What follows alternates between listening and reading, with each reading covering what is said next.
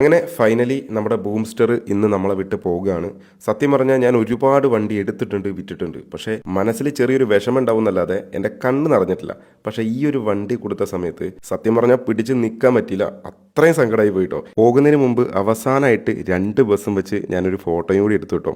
രണ്ടും വെച്ച് കുറച്ച് റീലൊക്കെ എടുക്കണമെന്ന് വിചാരിച്ചു, പക്ഷെ നടന്നില്ല. കാരണം പെട്ടെന്നായിരുന്നു ഇതിൻ്റെ ഒരു സെയില്. ഏതായാലും അങ്ങനത്തെ അവസാനമായിട്ട് ചാവിയും അതുപോലെ വണ്ടിയുടെ RC എല്ലാം നമ്മൾ കൈമാറി. അങ്ങനെ അവസാനം അവർ ബസ് എടുത്ത് പോയിട്ടോ.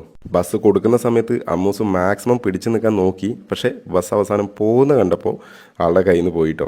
ഇപ്പം നിങ്ങളെല്ലാവരും എന്നോട് ചോദിക്കും, എന്തിനാണ് ഇത്രയും കഷ്ടപ്പെട്ട് ഈ ഒരു ബസ് കൊടുത്തതെന്നുള്ളത്.